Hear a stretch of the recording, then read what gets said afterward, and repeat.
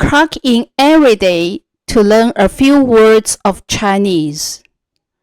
每天打卡学习几句汉语。每天打卡学习几句汉语。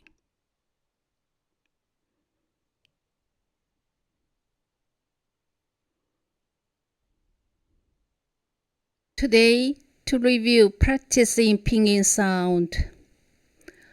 A, m, a, ma, ma, ma. I, m, I, my, my, my. Ao, m, ao, mau, mau, mau. O, m, o, more, more, more. A, m, a, may, may, may. O, m, o, mo, mo, mo. E, m, e, me, me, me. Ye, m, ye, mie, mie, mie. U, m, u, meal, meal, meal. U, m, u, moo, moo, moo.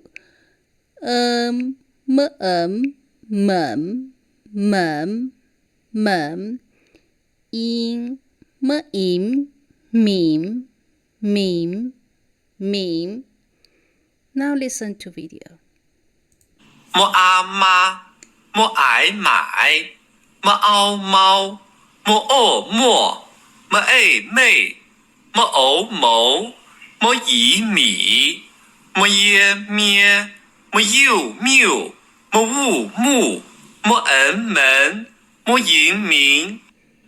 M, a, ma, m, I, my, m, ao, mau, m, o, mo, m, a, may, m, o, mo, m, yi, mi, m, ye, mie, m, u, mew, m, wu, mu, m, en, men, m, yin, min.